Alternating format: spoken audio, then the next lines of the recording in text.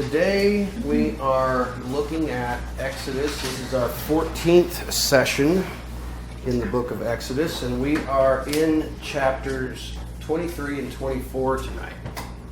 And so, in Exodus chapter 23, verses 1 through 9, we will start here. You shall not carry a futile report. Do not set your hand with the wicked to become a malicious witness. You shall not come after the many to do evil, and you shall not respond in a contention to turn aside after the many, to turn aside judgment. Neither shall you honor the poor in his contention.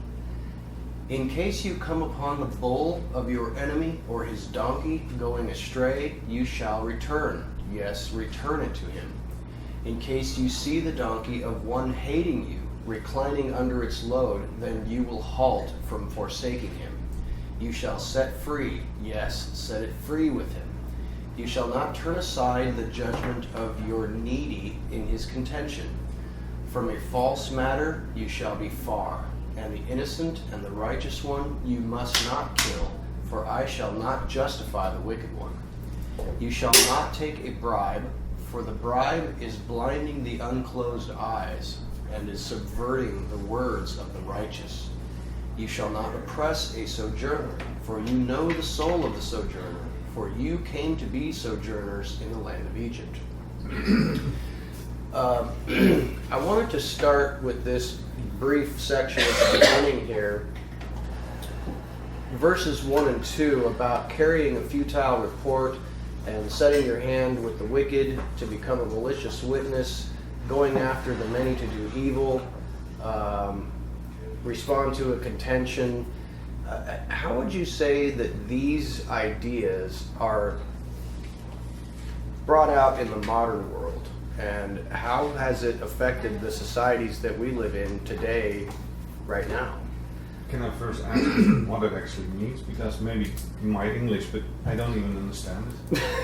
No, that's okay. I have no idea what it says. No, that's okay. I try to understand it. Yeah, no, I understand. Well, let's just take it one little step at a time here. So you shall not carry a false or futile or vain report. This is talking about bearing false witness, really.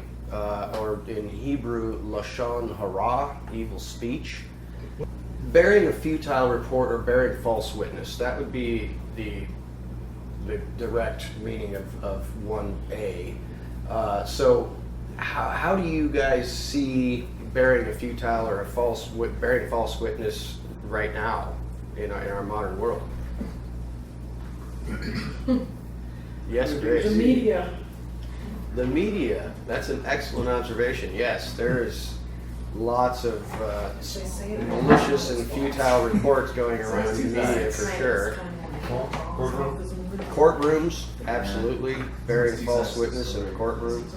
I think that, you can look at this in a judicial sense and say, yeah, this is, it clearly has its application in a judiciary type of an environment. But really, I think the deeper meaning, when you look at the nature of evil speech, one of the things that the Torah teaches us, I believe, and you can see this, it's coming up in a story here in just a little bit, when Miriam gets zarat, or what the English would translate as leprosy, that it is related to speech. And I don't know if you guys have studied spiritual leprosy in the Bible, but it's not the skin disease. It manifests itself as a skin disorder of some kind, but it is purely a spiritual affliction. And the teaching is that it is directly related to sins of the tongue.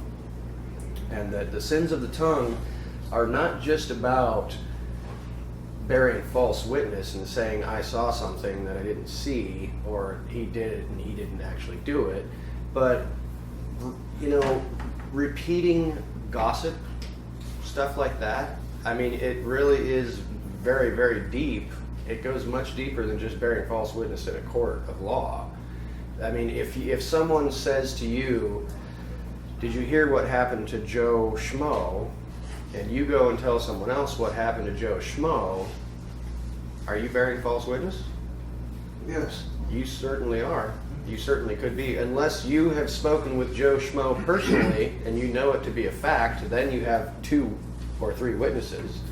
And even then, the teaching is, according to my understanding, that even repeating stories is considered evil speech. If what you are saying could damage someone's reputation, someone's integrity, someone's business interests, anything that you say that could potentially negatively impact someone else in any way is evil speech. And that is much more rampant than just falsely testifying in a court of law. It's much more rampant. In fact, it's rampant in all of us. James, Yeshua's brother, tells us that the tongue is a deadly evil. It has the power of life and death. It has the power of life and death. And he says no man can tame the tongue. But it doesn't mean we shouldn't try. Because we can bring spiritual affliction onto ourselves by the things that we say. I believe that very firmly. And it's very difficult to not share a piece of gossip, or when someone irritates you or does something to against you. I mean, you want to retaliate, evil for evil, insult for insult, and you can go to your wife and say, "Can you believe what so and so did?" And it's a very rampant thing that is very difficult to fight against. But I think that we must, because that Yeshua did say that all men will know that we are his disciples if we love one another, and damaging each other with our speech is definitely not loving. I think when we looked at this a few years ago, I remember there was this idea that speaking like that about someone, whether they overhear it or not, they still tend to feel isolated from the group. If you think about junior hires or high schoolers, and the kid who gets if you have a group of girls and they're all talking about the other girl, whether she knows it or not, she senses this isolation from the group, and she ends up on the outs and isolating herself. But what's interesting is that a leper, if the person who says that, it brings on this leprosy, and what you do for leprosy is isolate them. So it's almost this instant Exile. This is how it feels to be exiled. Yeah. That's interesting, because when we speak the word, it doesn't return void. Right. So it goes out no matter if we speak it in faith or not, because the word will not return void. And so the opposite of that would be if we speak a curse against somebody, there's a possibility, I don't know, it's just theory that goes out in the spiritual realm and binds the person. Or yeah, I would say that an evil word does not return void either. It's going to bring disaster on your own head. It comes back. Yeah. I mean, I know that you've seen this principle that when you speak ill of someone, they always find out. Always. Somehow, through some spiritual mechanical principle, I don't know, the person you are talking trash about always finds out. It's somebody, somewhere, that information gets there. And that's hard to rectify, to go to someone and say, I want to apologize. And for what? Well, I was talking bad about you behind your back. I don't know that I've ever seen anyone actually apologize to someone like that. I mean, we want to go to God and say, God, forgive me for speaking trash about my friend, but it takes some real guts and maybe some real repentance and some real intestinal fortitude to go to that person and say, I want to apologize to you directly because I was talking about you. That's almost unheard of. Yes, ma'am? It would really help you to not do it so often. It was, It will humble you really quick. yeah, seriously. Jerry? I think some of the most ridiculous lie comments that you'll ever see are right on Facebook. Oh, gosh. Yeah. I mean, you post something on there, then you look at the comments underneath it, There's some good ones, but there's some nasty stuff that goes on Oh there. yeah. Yeah, and that's And, in electronic form, and it's there forever. You can't Yeah. get rid of it. I mean, I don't know if you can delete stuff on Facebook. You can you? delete it, but once it's been sent, it's already out there. It's Oh yeah, and you know You how. can delete your own, but you can't delete what's being sent on. That's right, and you also know that people see something online that's just outrageous, and they do a screen capture, and it's there. You know, they'll repost it, and you got no control of it. So yeah, our electronic communications have just opened up a new vista for us to communicate with our speech. So that's exemplified in the modern world and society in general. Oh my goodness, yeah, absolutely. And Lord only knows what damage we are doing to ourselves with evil speech. I mean, if you know that in the Torah, evil speech causes this spiritual affliction called leprosy, what is it doing today? What is spiritual leprosy today? It's got to still exist. It's a Torah commandment. And so is it manifesting itself today in some type of a skin rash?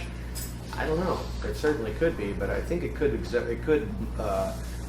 typify itself in other ways. Maybe other diseases and illnesses that you don't even know. Even they say cancer, a lot of people that have done some studies, and people that think negative a lot, really always depressed, etc., are more prone to get cancer. You know, I totally understand that, and I believe very much in psychosomatic disorders. Yeah. You know, that King David teaches us that you are what you think. As a man thinketh, therefore is he. And you can afflict yourself with your own thoughts, very much so. Yeah, controlling your thinking is that's a real challenge. It comes down to trusting your Heavenly Father. He said we are fearfully and wonderfully made. He made us for a specific purpose, to glorify Him and to do His will according to His plan for our life. And when we start doubting that and believing the lie of the devil, and we start getting in arguments with people and retaliating, and we take on a lie, and so therefore our body starts to destruct, and we get on the path of unrighteousness for a little while, Yeah. until the Father just smacks us in the face. Hey, you better stop it, buddy. He disciplines us, Yeah. absolutely, and hopefully we're intelligent enough to recognize that discipline and refrain from such further actions. Setting your hand with the wicked to become a malicious witness. Okay, so we discussed that. Going after the many to do evil. I call this the lemming response. You know, doing something because everyone else is. That's really also running rampant in society. I think frankly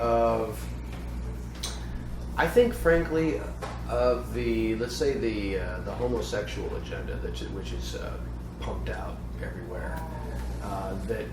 It actually, in some strange way, it seems to become the cool thing to be effeminate for a young man. And that they get special attention, and people think you're different. And you know how kids are today; they want to be different, even if they're not Yeah, different kids at have all. never been that way before. What's that? No, kids have always wanted to be different. You know, they want to stick out like a sore thumb. It helps them to identify themselves, and they'll run after something that is wrong in order to distinguish themselves. And I can see so much people just following along. Derek? That's one of the verses as I was learning about the Hebrew roots of our faith and everything.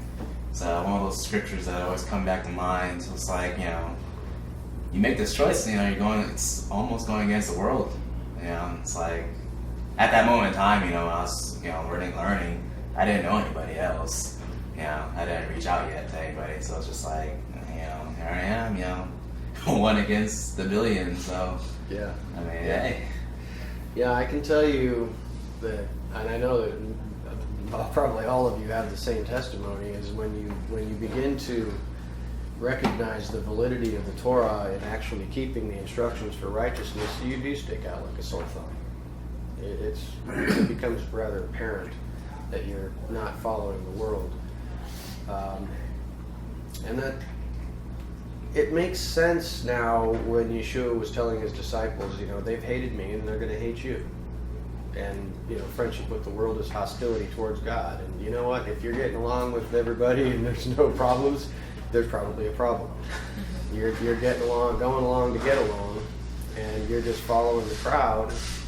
And it's not a matter of, I keep repeating this to you guys, and I will keep repeating it. It should not be external. It shouldn't be with your mouth. It should be with your actions that you're different. You know what I mean? If your mouth it's already dangerous. So it's best to just not use it as frequently as we do. And just to behave differently. That is such a much more powerful testimony than the words coming out of our mouths, because we know so many of our friends and family members who are spouting religious platitudes all the time, and yet their behavior is just like everyone else. They're not distinctive at all.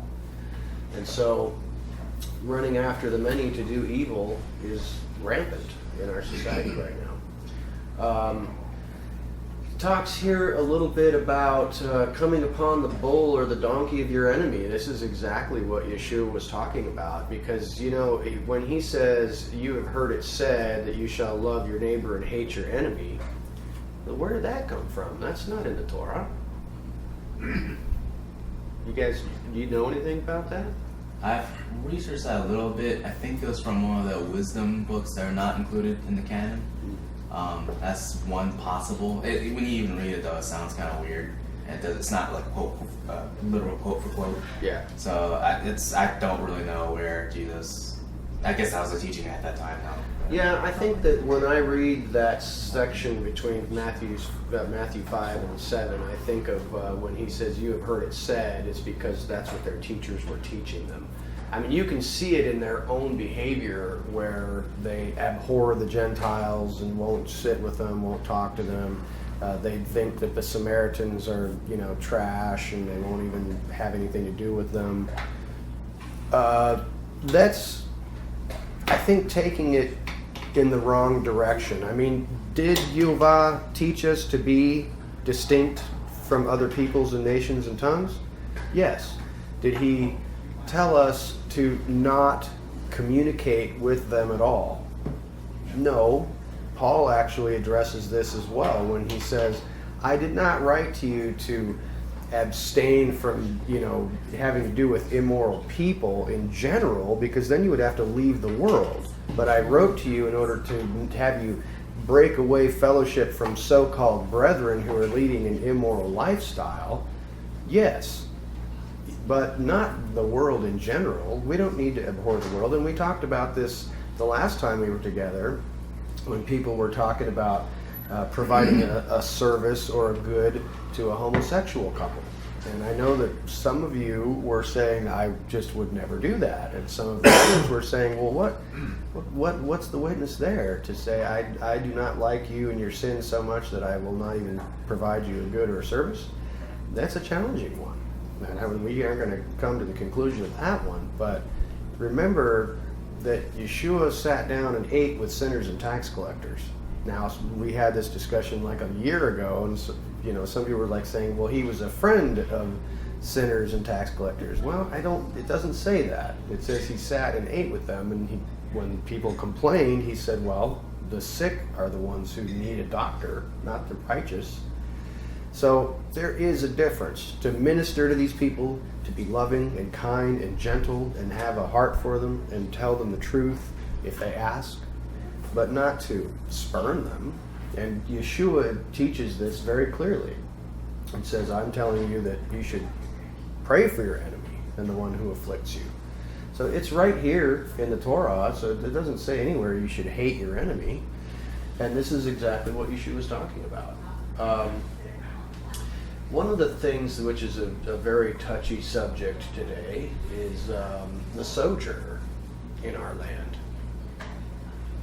I know you don't want to talk about this. That's me. Conflicted. Huh? I'm very conflicted. I know you are. All of us are conflicted because we have, people who are in war-torn and crazy places in the world who don't have any very little economic opportunity, they want to come to the United States so that they can be safe. Some want to come here to wreak havoc. This is true. But he tells us here explicitly, we shall not oppress a sojourner. Because you know the soul of a sojourner. If you are living in opposition to the world, What verse is that? oh, that is verse 9, 23:9. If you are living in opposition to the world and you are following the words of our Creator and trying to do what is right, you are a sojourner.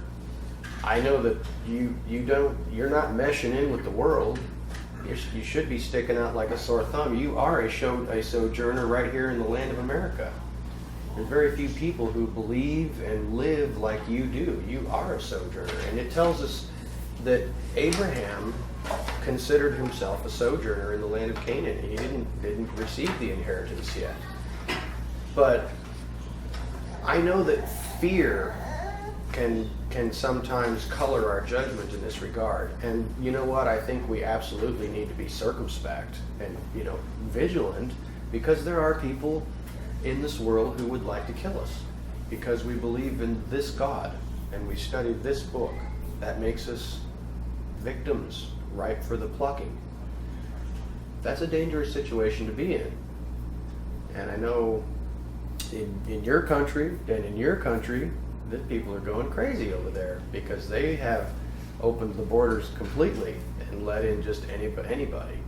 And we have a lot of people, leaders in this country, who want to just open up the borders and let in anybody. And then we got Donald Trump saying, I will kill everybody and deport everyone. And and it's like we've got to have some compassion for hurting people, but we also need to protect ourselves. We don't want to be foolish. Yes, sir. Well, let's use Abraham for instance. When he came from where he was, he came down into Canaan. He just didn't drop his tent and say, hey guys, I'm here. He went and he talked to the people that lived there. He said, okay, what's the law of your land? Mm-hmm. I want to live here. I want to be a good citizen. I want to obey your laws. I want to respect your laws. And I expect the same from you. He just didn't go in and take over and say, okay, yeah, I'm here. I'm going to leave it, which is what seems to be happening in our country today. Yeah, that has unfortunately been happening for a long time because people have, I don't believe in jingoism, if you will. Like America is the greatest and we have the greatest society on earth. But I think that's, to a large extent that's true. I think America is, or was, however you want to phrase it, a great place on the planet. A lot of freedom. Comes a lot of responsibility too, but somewhere along the lines we were taught, and I know it started when I was in school and I know it is continuing heavy today, is this idea of a multicultural pluralism, which says that every culture is equal and that the people who come here should not integrate. They should just maintain their, when I was in college to be a teacher, they were teaching us that the whole metaphor about immigration was changing, and that it used to be a mixing pot, or what do they call it? The melting pot, where you get thrown into the melting pot of America, and everybody just melts together and becomes one thing, an American. Well, they changed that metaphor into a cultural salad. You throw the components into the salad, and now everybody maintains their distinctive flavor and everything, and we have a wonderful salad. Well, if you take all the carrots and put them over here, and all the lettuce over here, and all the tomatoes over there, we don't have a salad anymore. We just have a collection of vegetables and fruits living in little enclaves. That doesn't work, obviously. It's challenging. It's challenging. But you know what? I think Jerry's right, that if you're going to, I would expect that if I visited Germany and wanted to relocate there, that they would expect me to at least have a respect for German culture, and maybe learn the language so that I could function in that society, learn their governments and their laws and their institutions so that I could be a productive member of their society. I absolutely agree with that. But we do need to, I think, that according to this verse, that we don't want to oppress the sojourner. You wouldn't find me out there with a sign, saying go home or don't come here. I wouldn't do that. But I would, as a matter of course, well, not that I would, because I frankly don't care about this country anymore. It's going the way it's going to go, and I don't think there's any saving it at this point. I just need to maintain my own sense of what is right and wrong. But if I were to advocate to some politician or something, I would say, look, let's just vet the people who want to come here. And yes, we can bring poor people. That's great. Because you know what? There are jobs that people who have no skills can do. That's definitely true. But I think that we just want to check our attitudes a little bit about it and be a little circumspect and not just, flying off the cuff as far as sojourners living among us. Now, all the sojourners from all the patriarchs, all the sojourners that were with them, they observed the Torah law. Yeah. So they observed the Torah law, and they observed the feasts. Yes. So that's a very significant thing to remember. They grafted themselves in. Yeah. Exactly. So, as far as that relates to the U.S., I mean they should follow suit, right? I certainly agree. Yeah. That's my expectation would be yes, very much. I mean, you came here from the Netherlands. Did you speak English when you came here? Some. I mean, I Did they- would say did like they- 50%. Did they have you learn English when you were in grade school? That was a requirement. I imagine it was. Yeah. Same as French, German. Okay. Yeah. And so you took citizenship. And I loved it. I really liked it because America indeed said for me to work here, I even had to do a test to see if English was enough Sufficient, yeah. to communicate at least a little bit, and Right. some other tests. And I think it's perfect. I think you should have things like that set up. Yeah. Yeah. So I definitely agree, Grace. They've changed in the last, I'm not sure how long, just recently, to me, very recently. It's been a few years, I think. They have changed the pledge that you have to take when you become a citizen and watered it down totally. It's just, No, that's correct. if it wasn't so infuriating, it'd be laughable. Yeah. Yeah, I understand. It's not, it's hard. Jerry and I have found in studying all this that we've been studying, especially some of the stuff that we watched with Rico Cortez about the covenant and how God set up covenants. All the covenants in the world and contracts basically stem back from God's covenant Yeah. in one way or another, most usually quite strongly. Sure. And yet we can't get people to understand. I say we can't get people in talking to my sister or my brother. They just don't get it. That when you accept Jesus Christ, Messiah, Yeshua,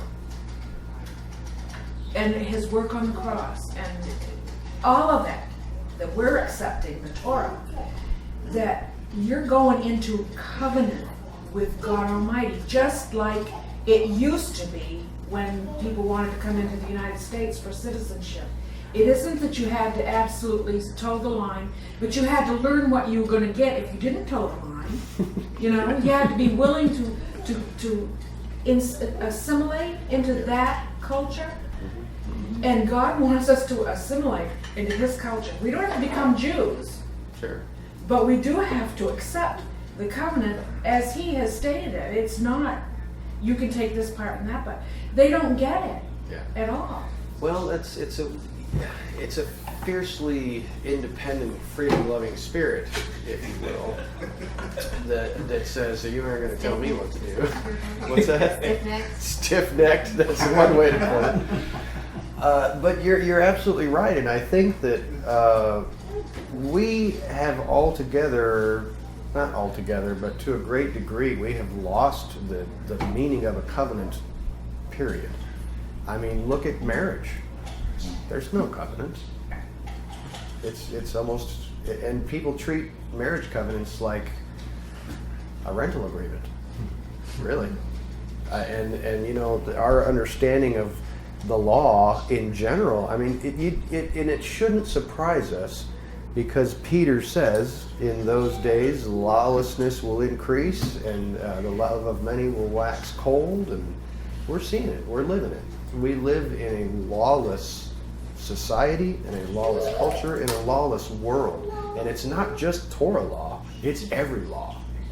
It's like people don't want to follow any law because that we have come to a point where people feel like law is restriction and they want absolute freedom to do whatever they want, however evil it is.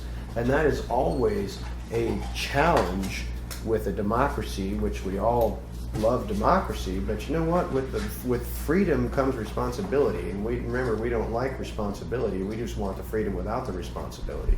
And remember, we talked about this, I think, last week, that the Torah has very little to do with rights, and almost entirely to do with responsibilities. There are some rights in there, but they're small in comparison to responsibilities.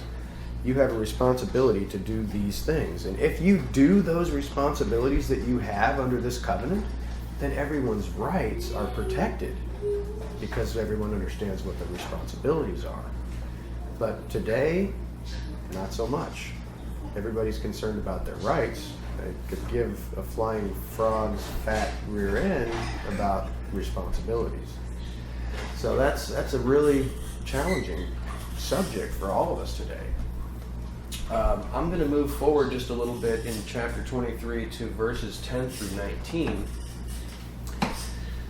Exodus 23, 10 through 19 says, 6 years shall you sow your land, and you will gather its yield.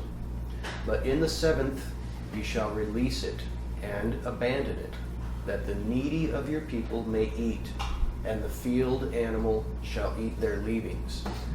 So shall you do to your vineyard and to your olive trees. 6 days you shall do your tasks, and on the 7th day you shall stop, that your bull and your donkey may rest, and the son of your maidservant and the sojourner be refreshed. You shall beware in all that I say to you, and the name of other Elohim you shall not mention, nor let it be heard coming out of your mouth. 3 times you shall celebrate to me in the year. You shall observe the celebration of unleavened cakes. 7 days you shall eat unleavened cakes, just as I instructed you, at the appointed time in the month Aviv. For in it you went forth from Egypt, and none shall appear before me empty-handed. Also observe the celebration of the feast of the first fruits of your yields from what you are sowing in the field, and observe the celebration of ingathering at the going forth of the year, when you gather your fields, your yields from the field.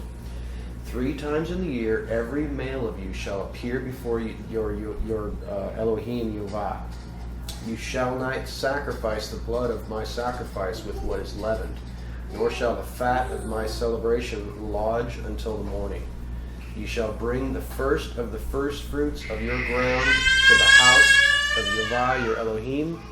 You shall not cook a kid in the milk of its mother. We have quite a bit of very interesting stuff here.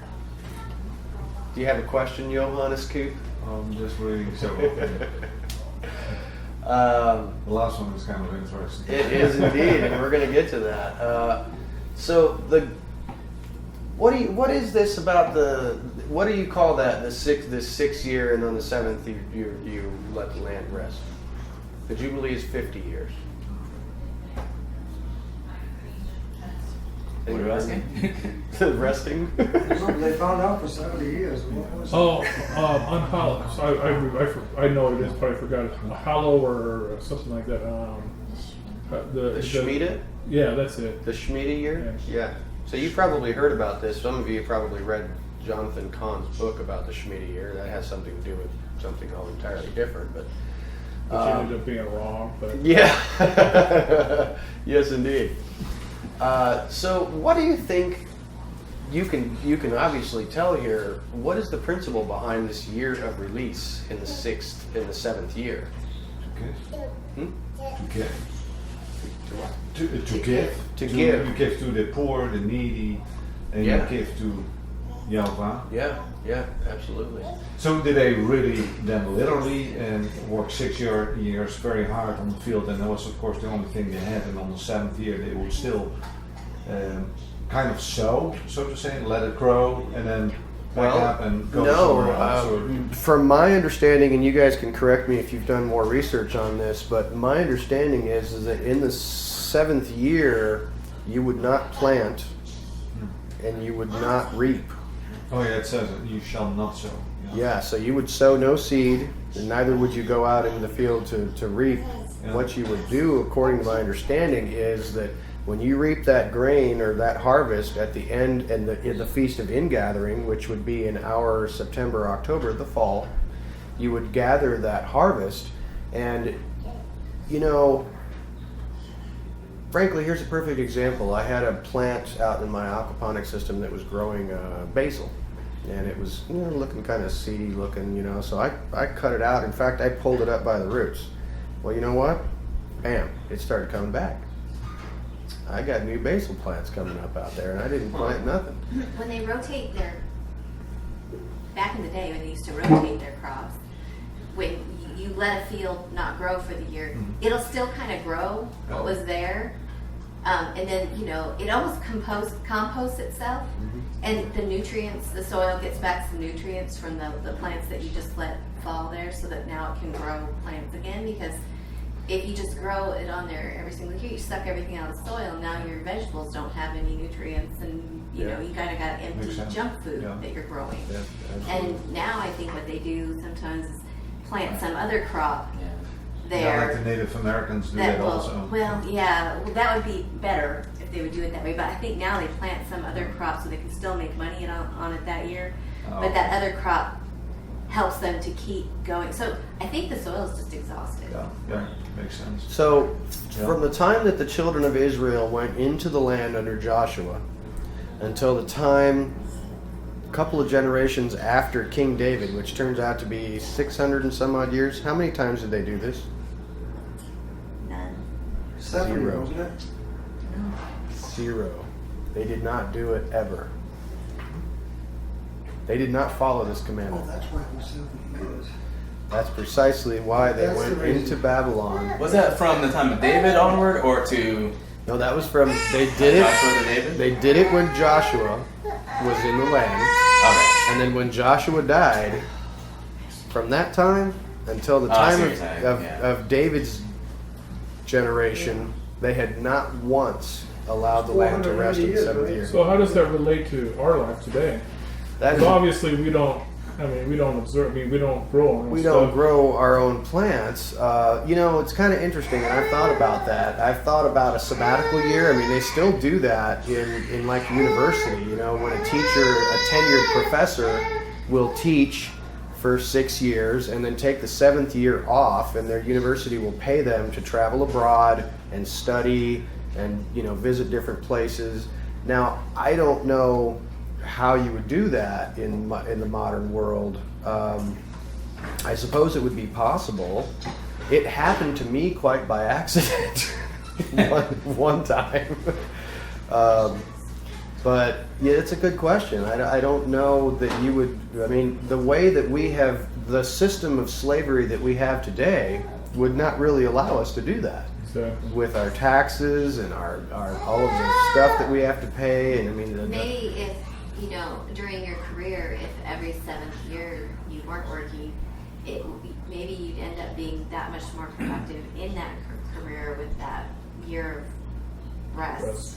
I certainly not think that's burn true. out. I think that would be absolutely true, except the system is set up to where No, I know it's set up that way. I'm just it's saying. I it's totally impossible agree to do that that, the spiritual principle, no matter what your work is, would probably be just the same about letting yourself rest. You're not just your land, but we're just not. Nobody has set up their societies that way. From what I've seen around here, riding around the country and seeing some of the fields, you see a cotton field, and maybe they'll plant twice, plow under, and then it'll be 6 to 9 months, it's just dirt. Then it might be roses or alfalfa that will go in there. And over time you watch these things, and they don't do it every 7 years, but they definitely do rotate crops here, and they do let the land lie. Yeah. I don't think they do it a year at a time, more like 6 months. Right. But they do give it a rest. Yeah, well, during the agricultural revolution that was happening in the Netherlands and in England in the late 1600s, Jethro Tull inventing the seed drill and all that stuff, they started doing scientific crop rotations and learned how to use horse manure and cow manure to fertilize their fields. They did Right. crop rotation, where they would let one field would lie fallow every year, where they would plant and leave that field untouched, and then they would rotate it. And so that's something. But this is a whole different thing. Where This is a whole year. this is a whole year of none of your fields being planted, and you talk about having to trust in the Father.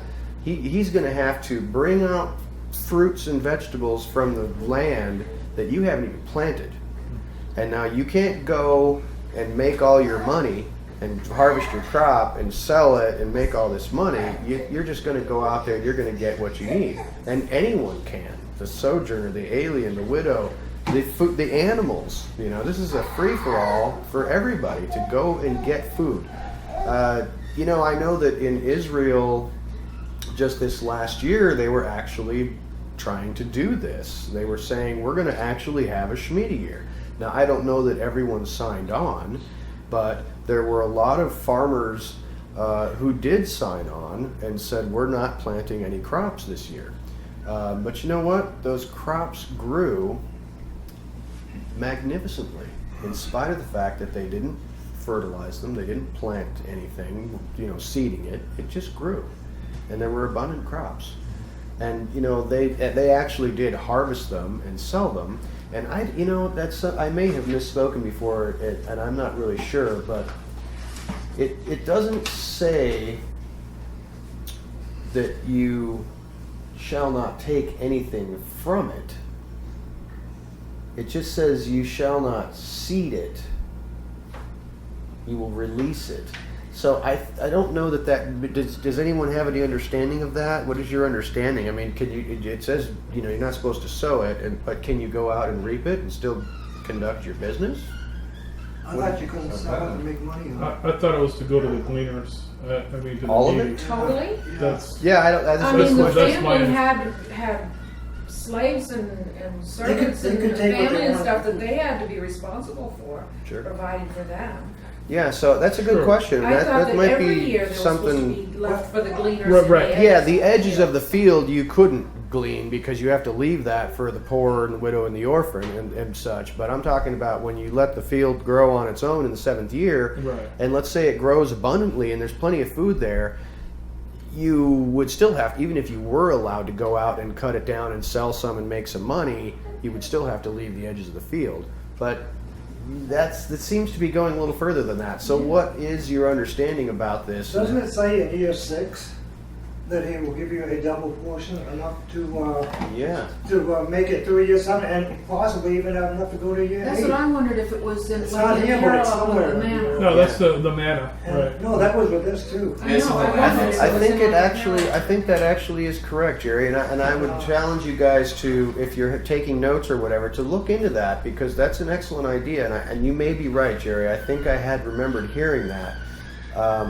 But it does seem to me that he, not only with the manna on the 6th day provides you a double portion, but that your yield on the 6th year could potentially be doubled, and that you would be able to make it through, because according to the Torah, you would not be able to reap this 8th year harvest until when? No, not until the end of the The end year. of the 8th year. The time of the first fruits offering, which was just a couple weeks ago. So remember, it says before, at the time of your harvest, you have to offer the first fruits offering. So you wouldn't be eating any food in the 8th year until after the spring.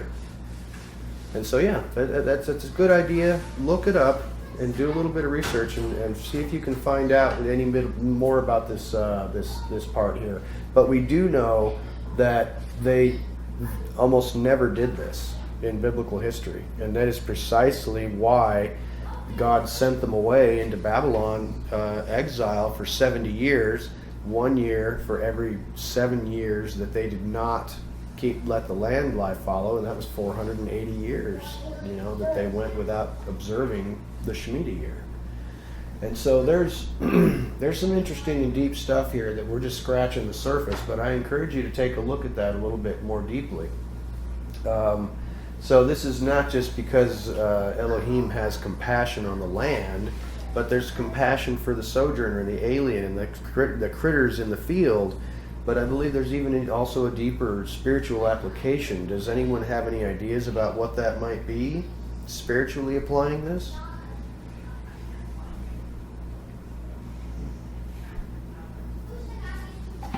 Well, if you give, it says clearly, I think it is not only for in that 7th year that you don't do anything, it is you actually now give. So you also have a lot of time to think more about him, and not even have a different lifestyle. So you almost are forced to think more about everything what he has provided in the previous six years. And it's good to see them people from for the animals have food and the poor people, and that feels good. Yeah. I imagine it would be a tremendous blessing, and it certainly could be a time of study, time of rest.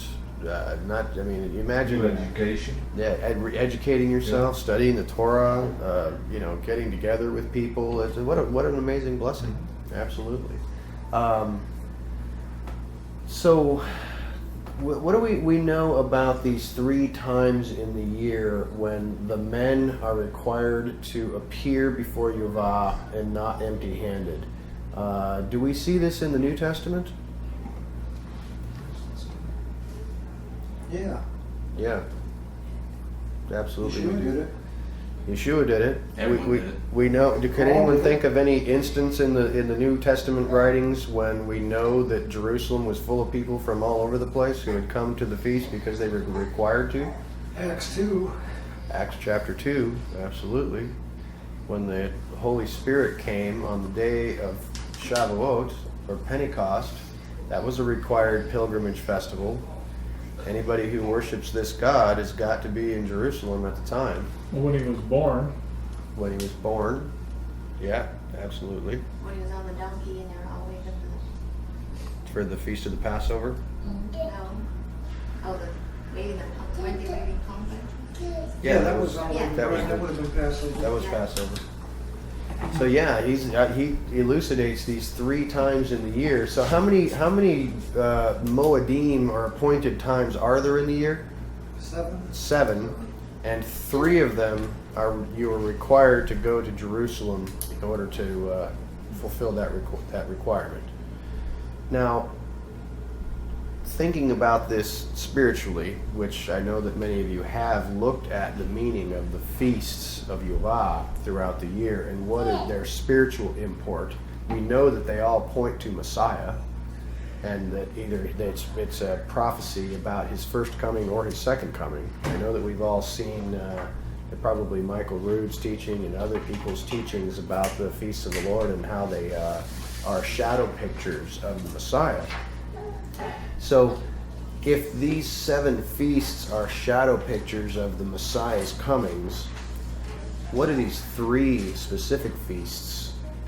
Why would they be separated and identified as special amongst the 7? Do you have any ideas regarding that? Think about the first one first, the Passover, Feast of Unleavened Bread. And then you've got Shavuot, or Pentecost. And then you've got the Feast of Sukkot, or booths, tabernacles, whatever. What are these 3 feasts? Do they have in common, or how would you compare and contrast them, or maybe? All during those times were times when he met with us. The mountain, the Spirit, his Son. These are all times when he's come. His presence in one form or another has come close to us. Isn't that interesting? Now let's just explore that a little bit. The Passover is when God comes down and destroys our enemies and frees us from slavery. The Feast of Shavuot or Pentecost, when he actually speaks from the mountain. and gives the Holy Spirit with tongues of fire in the upper room in the book of Acts. And Yeshua, the light of the world, comes to tabernacle among men and is most likely born during the Feast of Sukkot. So we have these three periods that signify God meeting with, interacting with, and saving mankind at these three appointed festivals. I mean, it's not to take any significance away from the additional four, but these three definitely seem to be peculiar, and he wants them celebrated. He wants them celebrated in the place where he has placed his name to reside there for eternity. Now we know that our people have not had a temple, and we have not had anything like that for almost 2,000 years. How would you apply that today? Can you apply it spiritually? Because there's no temple and there's no place where has God placed his name now? We have our own temple. In your heart, in your head, absolutely. In your hand, yes, absolutely. So how could you apply this? Just thinking outside the box, I'm not looking for orthodoxy here, but how would you perhaps apply this to your life today? I mean, can you meet with the Father on these three special occasions? I feel like these are like those sections of time where if we were all following it, like the amazing things would happen. As you know, knowing that people, when they are together in heart and mind, impossible things can happen. And I agree. with the extra added things of us being the temple now and the Holy Spirit coming on us and stuff, it could be really powerful. And just knowing that the Feast of Sukkot, we're together for a week. Yeah. Passover or unleavened bread, we're together for a week, and having that kind of fellowship time together. I feel like the possibilities would be endless. Yeah, I agree. Very insightful. Absolutely. It must be, or we wouldn't have so much of it lost. If it wasn't important, somebody wouldn't have tried to mess with that. Somebody wouldn't have tried to take it away. Yeah, that's a good point. So, what possible interpretations have you heard regarding this cooking a kid in the milk of its mother? It's probably a goat, is what I have. A goat, It's a yeah. goat, and it's like, because it could be used as a ritual for like magic or whatever. That's what I heard. I had heard that religious before. practice. That's what I've heard. I have heard that before, and apparently many of you have as well. And you know what? I did a little more research into this a couple of weeks ago, and someone pointed out that no one has ever found any evidence that this has been practiced in some type of satanic pagan ritual. It's never, and no evidence of this has ever been found. So it brings into question the idea. Do we all know how the Jewish people interpret that? Yeah, it's like No cheeseburgers. Right. nothing, No cheeseburgers. Separate, yeah. You have a whole separate set of dishes for meat and a whole separate set of dishes for cheese. Really? They have two sinks. Oh wow. You cannot get a cheeseburger in Israel. Right. No, I mean if you go to Israel during the time of the Passover, just before Passover happens, they have a yearly thing where everyone takes all of their cooking implements to a designated place in and around Israel, and they will blowtorch them for you to purify, ritually kosher them, so that everyone is lined up, bringing their pots and pans and anything that can withstand the fire. They blowtorch them to heat them up really hot, and then they give them back to you. And they have two sinks, where this is the meat part of the kitchen, and they'll have two refrigerators. An ultra orthodox home will have two completely separate, But like, one of little them's kitchens. just for Passover. We need that. No. Yeah, we need that. What? So I think there one of is. I watched some home show and she thought this is my Passover kitchen. Yeah, yeah, It's like once a year she's gonna use that so that to keep it holy, set apart. yeah. So But you that can put beer But in then there. they and can can't everything. use the those meat, can they dishes put for it all on any the other same meal. plate to eat it? No. And they would never do that. You have to use 2 separate plates or 2 different They would meals? never They have don't have cheese meat and on cheese in Passover. the same meal ever. No, not in the same meal. You can't have it in your stomach at the same time. There's according to the Mishnah and the Talmud, there's a certain number of hours that need to elapse before you can eat meat and cheese. But So, that's So some it of those doesn't mix in traditions your of stomach, men, huh? right? Yeah. yeah, Where exactly. like a piece of meat in your tooth Oh, gets that's mixed in with a piece of cheese. You know, let's talk about cooking it. So, they're just from that one scripture. yeah. Yes. Yeah, wow. It's repeated 3 times, I think, is it? Yes. Can you what? Can I say the other thing that I was thinking it might be? Yes, absolutely. So you have heard it said that you cannot have meat and cheese together. You've also heard it said that maybe pagan cultures have done this, and that's why he prohibited it. But Angela has a very interesting idea that she'd like to share And with he you. found someone online I was like, somebody else is saying this. Yeah. I don't know. Do not cook a kid in the milk of its mother. Do not cook a baby when it's still nursing, when it's in the milk of its mother. Don't be cooking animals that are that young. Ah. That bears witness. That bears witness So to this translation? whole passage. And if you look at the translation, it says In the milk. in the milk Yeah. of its mother.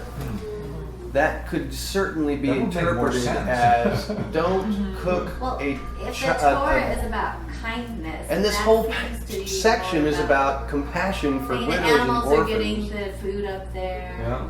That makes a lot of sense. It makes so much more sense than not having It cheeseburgers. could be. It could be. It's a possibility. It is one potential interpretation. If you look at the Hebrew, it says in the mother's milk. And that is certainly a possible translation, is saying do not cook an animal that is young enough that it's still not weaned. I mean, if all of the animals, how old does an animal have to be eligible for sacrifice?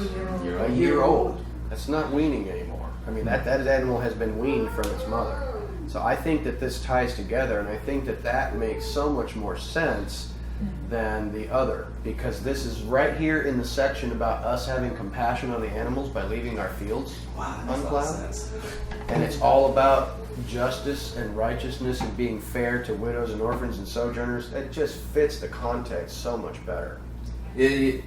Knowing, listening to how, the Jewish culture, when they, it's repeated 3 times. That's a random commandment injected in very random places 3 times. Yeah. But taking the perspective of what you mentioned, it's And like, maybe reread the 3 times and see. And find out what the context is around them. yeah. But I was just going to go kind of jump the gun, I guess. But just knowing that God already holds so high protection of life and not killing your children, Especially young. Yeah. especially the young children, and that makes a lot of sense. Yeah. Well, it's not just mean to the kid, but it's kind of mean to the mama. That too.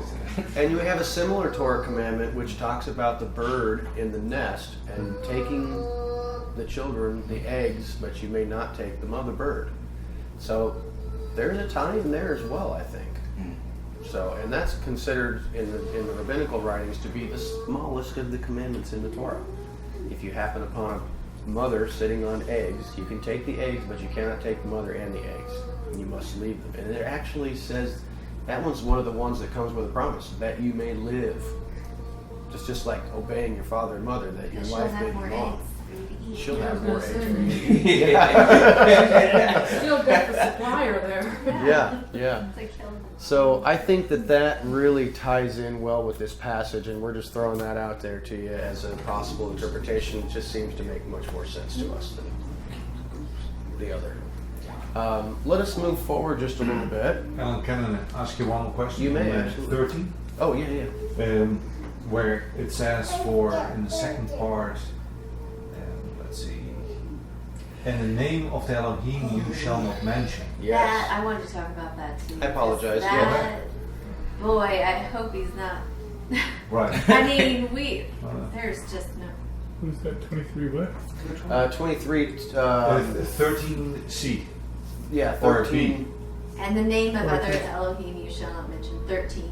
Yeah, 13 part B. Nor let it be heard coming out of your mouth the Because name of other every Elohim. single day, all of us do that. Yeah, all the days of our On weeks Monday and the month of our Tuesday. year I mean, are named after January. foreign gods. You Yeah. can't say, you can't give someone a date without doing that. I feel like The planets. I heard a little bit about kind of with the word mention, it's kind of the same basis of remembering in Hebrew about acting on behalf of or speaking on behalf of, and it's a little bit more of And if you okay. yeah, and not just All right. slipping it out of your mouth, but more so of when you talk about Easter. Like reverence, we're kind of planning for method. Easter, and it's on Okay. your mouth, it's on your mind, and you're taking part and taking heed of his doctrines and teachings and all these different things of That makes acting sense. on behalf and speaking on behalf of that day or that Yeah. God. Yeah. So it's not then also, because I was staying for like Genesis 1:1 when it talks, that's the only section, almost the only section in the Bible where it talks about Elohim in the plural form. Well, the word Elohim is all over in the Bible, and it is plural. Right, but I thought only there it was like special that it talks, that it really means the gods. And Not- that they talk, I don't know if they meant like angels and so. So Well, I thought maybe you can only call it as Yahovah, or that you shouldn't call upon like angels and those type of things. I don't know if it has anything to do with that. Yeah, I'm not sure. I know that there is some special language that is used in the book of Genesis in the creation account, which certainly talks about plurality. Right. Let us. Even make the words him- after that, yeah, exactly. Yeah, let us make him man in our image. Let us go down and destroy Sodom and Gomorrah. And that's the You know, only so- part. Yeah, there are some very Well, similar. when the angels have lunch with Abraham, they say, should we tell him what we are going to? Yeah, should And we that's keep from another Abraham place what where we're there's about this to do? plurality, like Yeah. he's Well, talking to himself. okay. I'm sorry, I may be a misunderstanding here, but on 23:13, that's talking about other Elohim, not. Yes. Okay. Yeah, and So I and don't know. back then they had gods for everything. Yeah, I absolutely. mean, they had gods for water. They had, and I don't know if they're saying here on the Shabbat only or all the time, but I mean, to me, it's saying don't be speaking the names of other gods. Definitely on the Shabbat. And I mean, obviously we're not supposed to do it. I mean, we shouldn't be doing it anyway. Right. Because anyway. Yeah, and I think I'm not exactly sure how. I didn't quite catch how John was tying that into Elohim, and I'm going to come back to that in just a second. Derek was talking about how making mention in Hebrew might be referencing not just letting their names come out of your mouth, but attaching a little bit more significance to it than that. So if you have a Hebrew translation, you can look at Exodus 23, 13, and the name of other Elohim you shall not mention. Now if you look at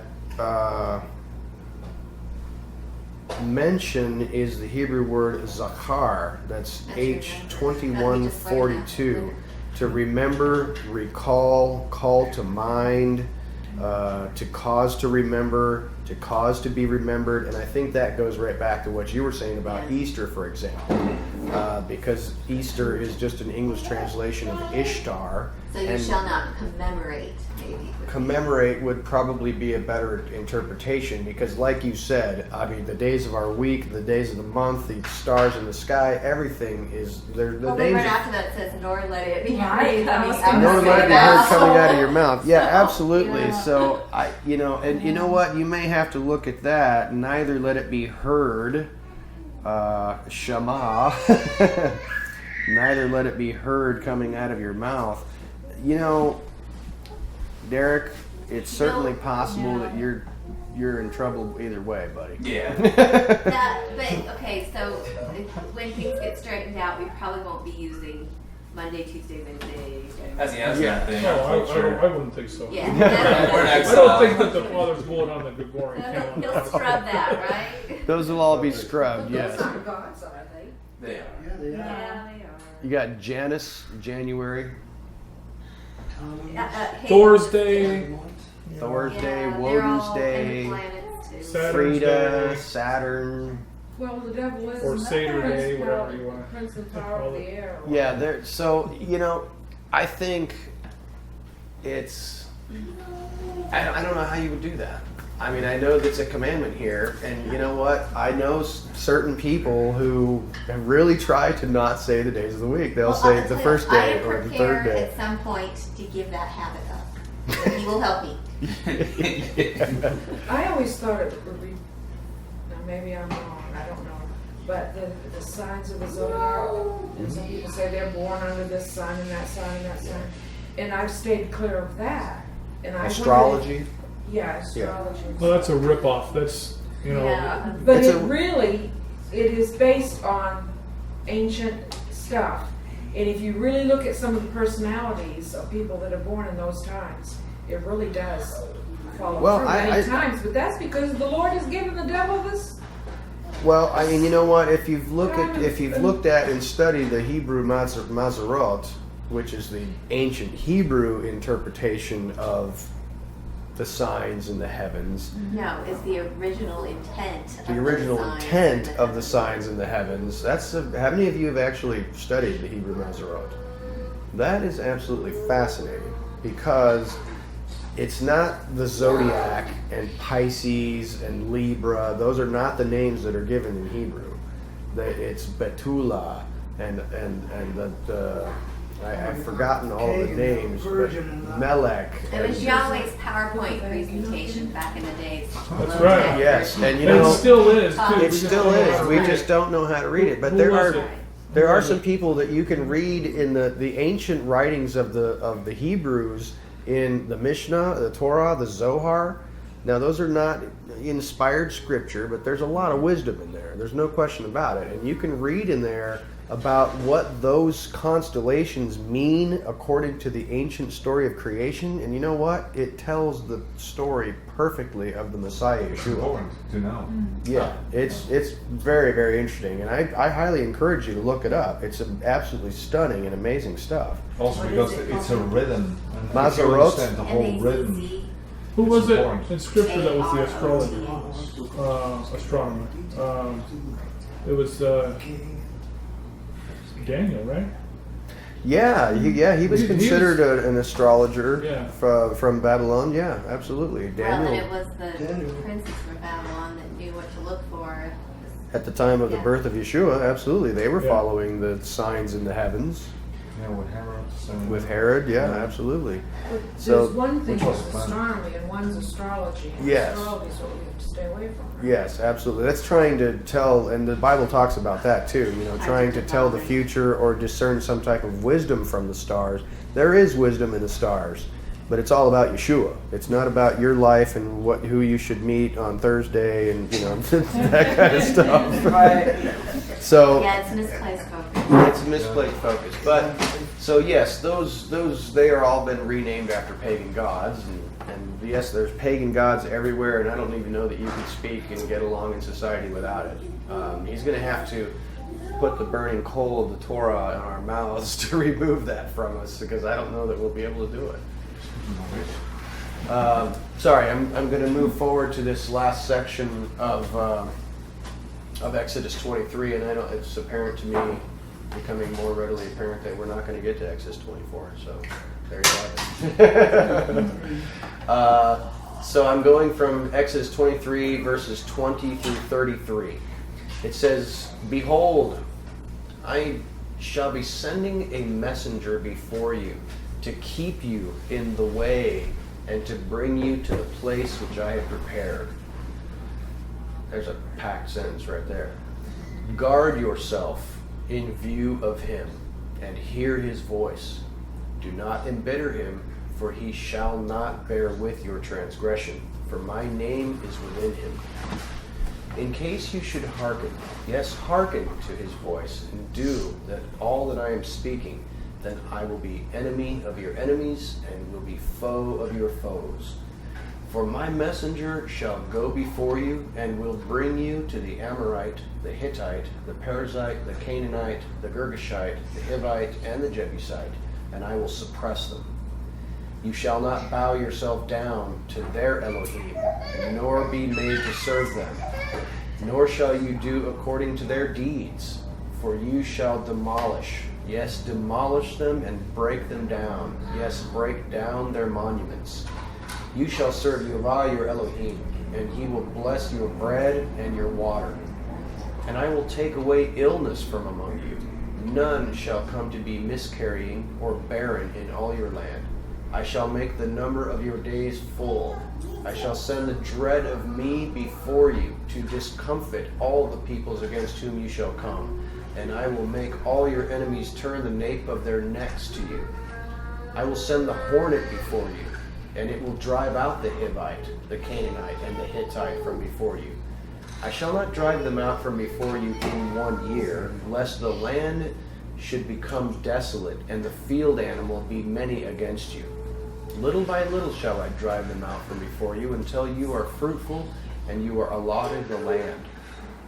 And I will set your boundary from the sea of reeds unto the sea of the Philistines, and the wilderness unto the stream. For I shall give it into your hand, the dwellers of the land, and you will drive them out from your presence.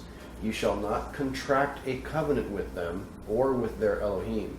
You shall not dwell in your land. They shall not dwell in your land, lest they should make you sin against me, so that you serve their Elohim, and that it should become a trap for you. This one is really packed with some very interesting stuff. But let's talk first about this messenger who is being sent before the Israelites, and what role and function is he serving, and what does this presage? I think it's patently obvious to most of us, but let's dig a little bit deeper into this. Who is this messenger? I Word. know the angel. That's what the word messenger is, the same as angel. But I mean, is there something peculiar about this particular messenger? Is it like when they escape from Egypt that they have also an angel I that think follows it's them? I think it's the day same and night? thing. Yeah, I think it's the same thing. And we don't know who that was, right? I think we do. It says my name is on him. I think he's a Messiah. I think I it's was the going to Messiah. say Melchizedek, Yeah. He wouldn't be able to Melchizedek, forgive yeah, sins that's if he a was. certainly Which an is- interesting idea. which is Messiah. Yeah. So it was not Yeshua? I think it was. Yeah. He's the only Is one that not Melchizedek? that can Well, refuse I or believe that- agree to a pardon. I believe that. Yeah. I believe Yeah, that it's Melchizedek is interesting. the Messiah. Interesting that this messenger shall not bear with your transgression, and my name is within him. Now, what is the name of our Father? Yehovah. And what is his son's name? He's sure. Yeshua. Notice how the Father's name is in Yeshua? Yeah. Just in the letters. Yeah. So, and frankly, he's talking about bearing with sins. Only God can forgive sins, right? Only God can refuse to forgive sins. Can't So separate the word from him. Yeah, and this is kind of interesting because it says he shall not, you will not test him or embitter him, because he will not bear with your transgressions. Why would he say that? Because he can forgive our transgressions. I don't think it means that he will not forgive your sins, because Yeshua has forgiven our sins. I think he's not gonna put up with our I think transgression. you He's that not- sounds he's- probably right. Yeah, he's speaking the way it is. He's not, because he wants ultimately to free us from sin. So. And I think you're right when he says he will not bear with. If you look at the Hebrew translation of that, it seems to be like suffering, long suffering. And we already know that the Hebrews have tested him how many times? Just since leaving Egypt? 10. 10 times. We studied that a couple of weeks ago. 10 times already they have put him to the test. And yeah, his patience is probably wearing a little thin, and he's saying, be careful. Remember that he talks to them in just a little while in the section that's coming up right after the building of the Mishkan, that he says, I am not going with you. If I were to go up among you, even for a little while, I would destroy you all. But I am going to send my messenger with you. But be careful, because my name is in him, and he's not going to just keep on keeping on with your sin and your rebellion and your stiff-neckedness. He will destroy you. And you know what? We have more examples of that coming right up. We got Korah's rebellion. We got the people complaining and being bitten by snakes. We got the incident of the golden calf. All of those are still coming. Thousands and thousands will die. And this prophecy is indeed fulfilled in short order. It's coming right up. And so, in what way does Yeshua himself speak like this? And I'm thinking of a couple of different places in just the Synoptic Gospels, and especially in the book of Matthew. There's one place there where he says, how long are you people gonna, you disciples gonna, I can't quote it, but be so stupid, why aren't you learning? I mean, I'm doing all of these things. Yeah. You know, why don't you get it? Yeah, But absolutely. I can't quote it. But Yeah, no, I know what you're talking about. He says that. it happened several times. It happened more than once. Yeah. Think also about one of those really troubling passages where Yeshua is talking and says, many will come to me in that day, saying, Lord, Lord, didn't we speak in tongues and prophesy, cast out demons in your name? And what does he say to them? Depart from me, I never knew you. Actually, depart from me, you workers of iniquity. You Isn't it? lawless ones, Yeah. you Torahless ones. That's what those are the words he uses. A lot of people miss that. Well, that's because, it's kind of weird when you're looking at the Greek. It says anomia, without law. Doesn't sink in. Well, and in this day and age, without knowing this stuff, when you hear lawless, they think criminals. Yeah. And I'm not a criminal. Right. But that was not the law they were talking about. This wasn't the law they were talking about, Talk yeah. about out of Torah. Talking about the Torah law, yeah, absolutely. So, I think that this is a good picture of Yeshua, and it's also a prophecy. Remember that Paul teaches us that these things were written for our instruction, upon whom the end of the ages have come. That all of this stuff that is being taught to them in the wilderness and all of their experiences of rebelling against this messenger is for our instruction for the end of the ages. Paul tells us that explicitly. That all the stuff that's happening to these people is so that we can learn to not make their mistakes in this day and age. And I just want to remind you of that again. I think this even goes deeper, like into the millennium, when it talks about when Christ comes back as king, he's going to rule with a rod of iron. Yes, There's absolutely. going to be no playing around. You're going Right. to throw the line and you're going to die. Yeah, and we can see that so clearly in the gospel stories about how he has come the first time to be kind and gentle and forgiving and save people and offer this redemption. And he's tarried long and given us so many opportunities, but when he comes back, that's it. There's no more opportunity there. The door is closing.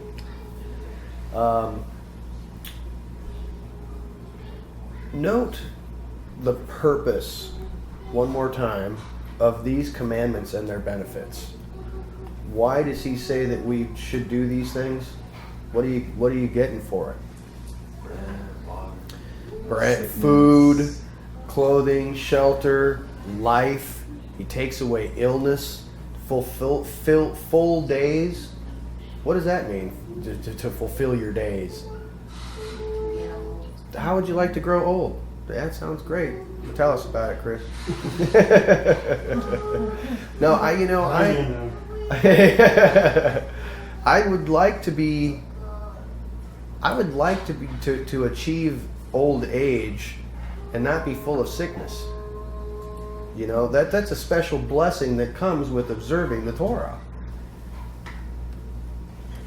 The greatest thing is eternal life forever. Yeah, absolutely. With the But Lord. you know what? With the Lord. There's promises here for this life. This is what a lot of these things are tied into temporal salvation. Remember, we've talked about this before, about the comparison and the contrast between eternal salvation and salvation now. I don't know about you, but I need salvation now. Saving from all kinds of things, death and disease and hunger and, the elements. I need daily salvation. And the Torah provides these things, food and water and shelter. He says that all of these things come to you because you obey my commandments. I will give you all of the things that you need. So just those are the benefits. Now, have these things played out very well in our history? Not really. And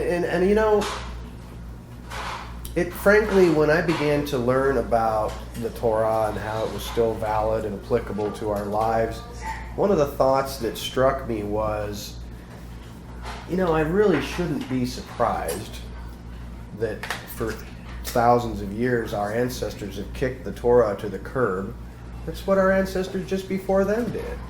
We have a continuous history of lawlessness. Our people that worship this God are stiff-necked, stubborn, speckled and spotted sheep. We have always been like that. And it shouldn't surprise anyone that we can profess to be followers of Messiah with our mouths and yet be lawless. We have always been that way. It shouldn't surprise us at all. But it should spur us to action, especially in this day and age, especially when he's being so gracious and opening up our eyes to see these things. And it's no accident that this phenomenon of people discovering that the Torah is still valid is happening all over the planet and it's multiplying rapidly. It's not by accident. The Spirit of God is moving. It's not because of some scholar somewhere that pointed out something that we've been missing for thousands of years. It was right there staring us in the face the whole time. But our eyes were blinded. Just exactly like our Jewish brothers have their eyes blinded to the fact that the Mashiach is Yeshua from Nazareth. It's like a parable of the 10 virgins. Exactly. All of them fell asleep. All of them. Yes. Exactly. So just like the spiritual blinders that we were talking about, John, is in front of the eyes of our Jewish brethren because they can't see that he's the Messiah. And yet the house of Israel, all the Christians can't see the Torah because it's smacking them in the face. We're all blind and lame and dumb. And we need to repent, all of us do, to follow what the instructions say and what the instructions point to. Either of us are missing one half of the equation. Maybe put the sticks together. Huh? The sticks. The sticks of Ephraim and Judah. Yeah, absolutely. The instructions of verse 32, contracting a covenant with other Elohim. Do we contract covenants with other Elohim in these days? Constantly. How would you say so? Well, it's still, what we talked about before. Different holidays. Yeah. With I was going to say trying to Christmas, hide Easter. Yeah. Absolutely. Absolutely. The way and tell lies constantly, and even not only on a basic level like at school, but even to churches where they're supposed to teach the truth. Yes, sir, Jerry. When you make a marriage covenant with somebody of another faith, you're either compromising your faith or you're marrying into their faith. Yeah, that's And a challenging one, and we have to look no further than King Solomon to see that does not work out well. That marrying someone from a different faith, well, that's just asking for trouble, man. yeah, I mean, that'd be like saying I'm gonna be a friend of people who are drug users and like to drink when I'm 15 or 16 years old because I'm gonna rub off on them and I'm gonna be a good influence on them. I have never seen that work. Well, isn't that the Balaam and Balak thing? Isn't that kind of how? Explain. I forget who's who. Balaam. That's the king. Balak. Yeah. Balak told Balaam. I don't remember who's. Balak is the king of Moab. He couldn't have the guy curse them, so instead he had them mingle. And that was their undoing. In America. Yeah, I absolutely. don't know if they were married. They were partying together. I'm sure marriages. Whatever, they were. Oh, you're talking about the incident of Baal Peor. Yeah, that's and that's an excellent point. And you know, it's interesting because that's also presented to us in the book of Revelation, where the teaching of Balaam is still around, and Well, that it's mingling. I mean, when I see like on Facebook these things where they're having a big yoga session in a church, and I'm like, a big yoga session feels in like a church. mingling to me. No, seriously. Christian yoga. Wow. Yeah, it just I kind of go, I don't know about that. Well, that's like having ham on Easter. I mean, yeah. And having the Easter eggs in the afternoon for the kids, but you've already gotten up for the sunrise service, and it's or you've got Santa Claus bringing the. So what happened to that church that mingled? What's that? Oh, the Church of Laodicea? Oh, never mind. That wasn't good. That wasn't good at all. That was the seed of Satan. No, that was the spitting out of the mouth one. Oh, right. Yeah, Anna. I'm thinking with this whole thing, like not make covenants with their gods. Sometimes you kind of, what kind of sits weird with me, and maybe it's because I'm from Germany, is this pledge of allegiance, for example, To the United States? to the flag. Oh. That's interesting. The same thing as when you do. You did? Yeah, with your heart, your hand on your Yeah, heart. and- What's up with that? We Seriously. just thought about it. We just did it. Our teachers told us to do that. I would never do Isn't it that. like kind of I refuse kind it of always. almost there? Yeah, and I'm thinking about this. It doesn't sit right Well, with me. you know but what? I think if I would like to become a citizen, Okay, let me take this to a slightly deeper level because I feel where you're coming from, and let me just point this out. Okay, we talked about refugees and immigrants earlier coming to the country. Now, if you are imagining in your mind that America is the place that is going to change my life, give me opportunities that I've never had, give me all of the things that I want out of life, well, what is that? God. That's a God. Okay, now, does that involve saying the Pledge of Allegiance? It certainly could if you're taking it in that sense. Now, I would say, like when I was a child, I always said the Pledge of Allegiance. I mean, they had us stand up in class every single day and put our hands over our hearts and pledge allegiance to the flag of the United States of America. Well, I feel where you're coming from, and I would say yes, if you believe that if America has been like a God to you, and you believe that America is your salvation, and that this place is like a God to you, then that could be a problem. I feel like if America, as it was founded, that like a godly society who is trying to uphold virtue, and that you are pledging allegiance to those values that America represents, then that might be a different story. But if you are, it really is a matter of the heart to me. But I think I understand just saying the words just, could feel a little bit weird.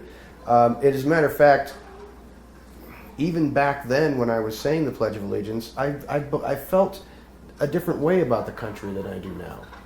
That I did felt like it stood for justice and fairness and righteousness, and we were the world's police, and we were going to beat up the bad guys, and we were going to protect the innocent, and we were going to feed the poor, and I could pledge my allegiance to a country that had those ideals. Now, today, the country's coming apart at the seams, and we don't stand for the things that we did before, and frankly, I'm as patriotic as the next guy. I really am. But I see what you're saying, that today, pledging allegiance to what this country represents today, it would feel a little weird to me. It's the flag. It's that That's you're not pledging right. allegiance. She's saying to the flag. To the and when you flag. see all the flags of all countries have pagan symbols Yeah, on that's them, definitely all true. this the eagle. I mean, those are like not good. Yeah, yeah. Are there other but places? It's always kind of a god. Do they do that in any other involved. countries that you're aware of and make people You pledge? feel like- Second World War. You feel like What? you're making a covenant with a flag. Second World Is that War. what it feels like? You're making a covenant with a flag? Yeah. Yeah. A little bit, and No. I really think there is a lot of hidden things in the society where there is, it sounds innocent, but there is a pagan or kind of an occult dimension Oh, yeah, to it. absolutely. And with the flags, all the flags have these symbols. Oh, yeah. And Yeah. then you make the Pledge of Allegiance to the flag. It's that's kind of weird. I mean, I wouldn't have a problem to say, hey, I live in this country and I understand and I agree with the values and all the way you understood it. But it's a little bit, for me, borderline. No, I totally understand, and I think you're absolutely right that these the symbols in the flags, and there's a lot of paganism and symbology, occultic type symbology that is involved, symbolism, that is involved in a lot of these things. And frankly, I couldn't agree with you more in that regard, especially the way the world is today. I mean, you have to remember, I think, that we are living in Babylon. And I'm not saying that America is Babylon like from the prophecies. I know that some people do. I think Babylon is much bigger than that. The whole world is Babylon. It's confusion and it's mixing. The society, the financial system. Absolutely. And there are religious systems. Religious systems are all mixed up. You know, we were just talking about Christian yoga. You know, there's all this different. There's a mixing of all different types of faith and practices that are just all mishmashed together, and you can take what you want from each of them, and it's very confused. It's very confused. I mean, you guys are keenly aware of how Christianity has gotten mixed up with Babylonian sun god worship and Ishtar and all kinds of weird stuff. So that is the very definition of Babylon, is confusion and mixing. Yes, sir. I think also it's not only paganism, where of course it's super important, but I think materialism is even worse. Materialism is absolutely rampant. Because it's a little bit towards that as well. That's how I see it. And we say one nation under God. Most of the time when a lot of people say that, they think one nation above God. Let's be honest. Sure. So it is, they only worship one again, can say, yeah, there was a symbol there, etc. But materialism, I think, is almost worse. Yeah. I have a question. Yes. About what you were asking. I'm curious as to on the American flag. You said that a lot of the flags are pagan. I was curious to what you found pagan about the American flag.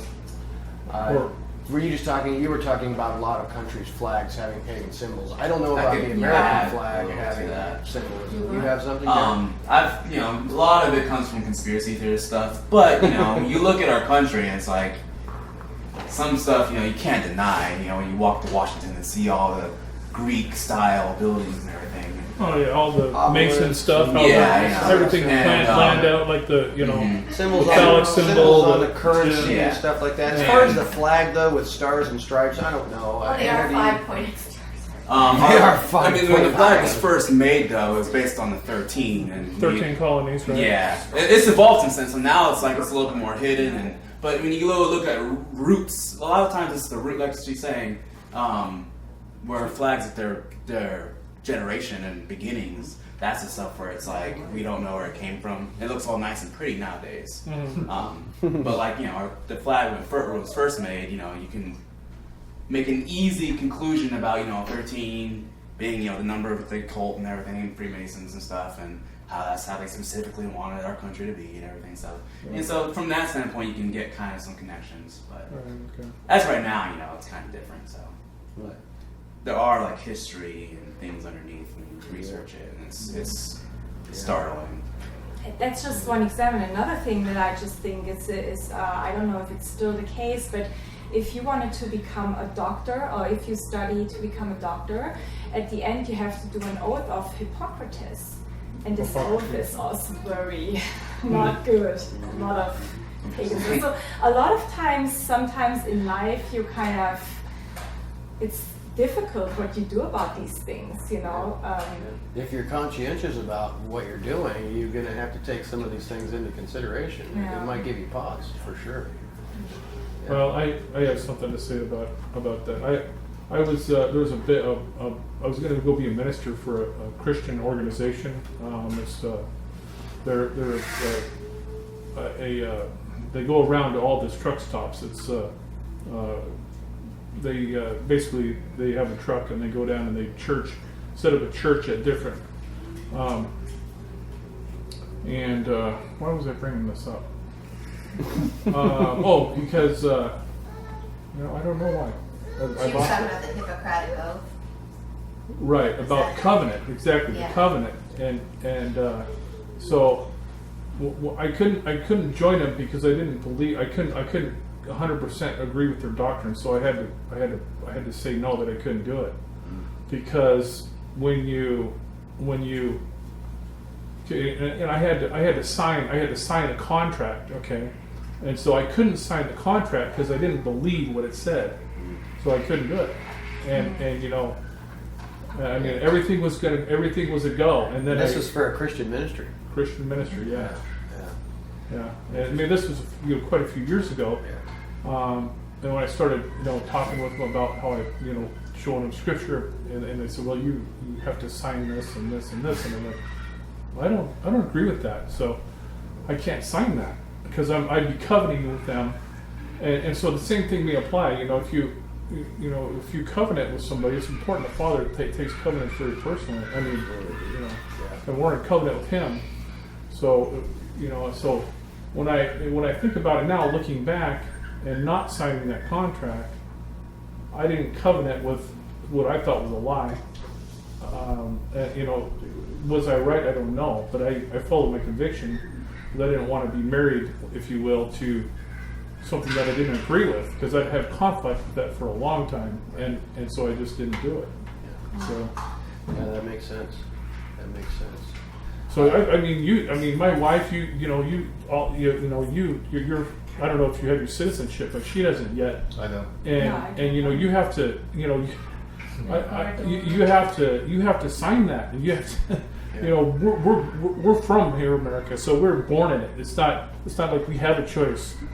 So I feel for you. That's a hard thing to covenant I with. don't think that there's a lot there now that they would disagree with. I don't think you have to commit yourself to do those things, to pledge to the flag and all that. Well, if you Oh, do The way they sports, you reworded have to. all this stuff. Yeah, you have to. You have to. You have to. Yeah, They have to. you don't Yes, want to they raise do. you don't want to raise a stink, but I think Grace is probably right to an extent that there are so many people who are conscientious objectors Well, I now. think it's because people take Obama covenant so has lightly, that. they'll just say it and sign it, and who cares? Yeah, that's if I true. believe it or That's not. true. Obama Now, has Lizelle, where are you from? Philippines? The Philippines? All right. I have a We got- sister-in-law. We got a bunch of immigrants in this congregation. Throw them out. Throw them out. Throw them out. Okay, Donald. Build the fence. Build a fence. Oh goodness. Well, let's. I think that's a safe place to stop. Do you have any other questions or comments for the good of the order? Okay. Good.